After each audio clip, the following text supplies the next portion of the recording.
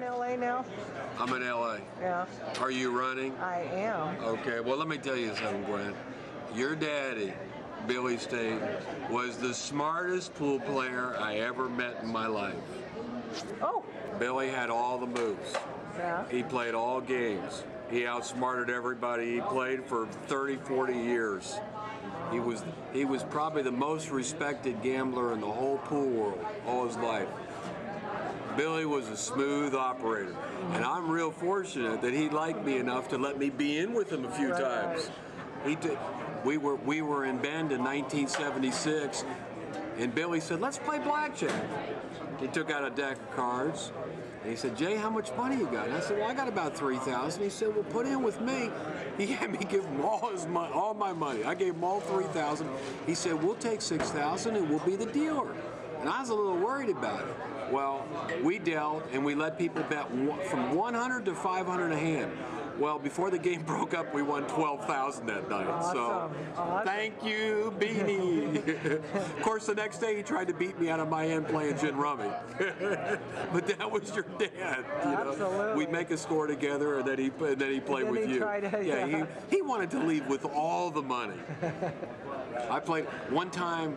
How'd you find the people in Bend? How'd you find your games? Oh, all the pool players were there. Yeah. Oh, they were. You're just saying all that shit because it's true. That's right, Derek. It's true. I stepped on your purse. No, don't worry. Your man purse. I'm sorry, Jay.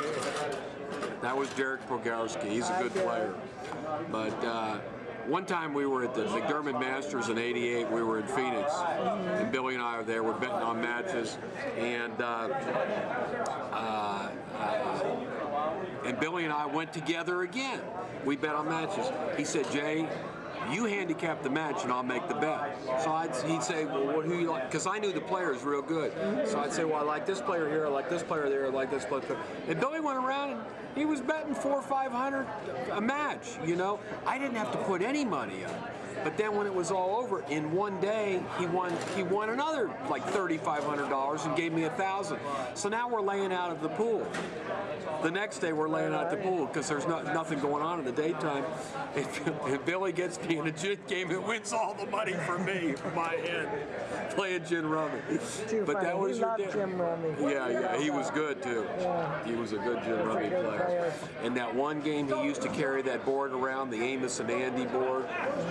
He was the best ever at that game, at throwing the ball. It looked like all luck, but it wasn't luck when he played. He was the best ever. So he called that the rollerball. The rollerball. Right. Well, Billy was the king of rollerball. Now I know, his nickname's Winnie Beanie, but everybody knew him, called him Billy. We just called him Billy. Billy the Kid. Okay. But, he played all games. A lot of people don't know. He played good straight pool. I know. He played all games.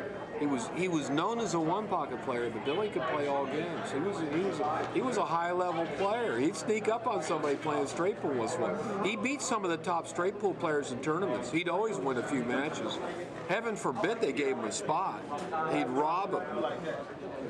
So. Did you ever go to the Jack and Jill? Yeah, I was in the Jack and Jill. I was in that.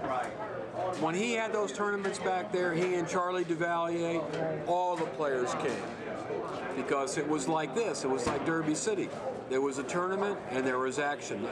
We were 24 hours a day at Jack and Jill, Arlington, Virginia, I think was the town that was it. Was it Arlington or Alexandria? Arlington. That's what I thought. Okay. Kind of on the cusp there, in between. Yeah, I went one year with Richie Florence. Yeah. And Richie, we were young. Richie did real good gambling. I don't think he did too much in the tournament. There was a very memorable tournament held there. Little known historical fact. I think it was the first big one he had there was in the late 60s. All the top players played. This is a true story. All the top players played. Onofrio Lauri won that 9-ball tournament. All the top players were there. He was 69 years old. Wow. He's the oldest guy ever win a major 9-ball tournament. Wow. You look it up. So now it's on record. Onofrio Lauri won a tournament. I mean, Lassister played, and Balsis played, and Miserak played, and Beanie, and Richie, and Ronnie. They all played. Kelly played in that tournament. You name them. New York Blackie, Richie from the Bronx, Florence, Richie Ambrose. They all played. Shorty played in that tournament. Jersey Red played in that tournament. Cornbread played in that tournament. Onofrio Lauri won that tournament. 64-man field. So an old guy can still play pool. He was 69. Wow. Anyway.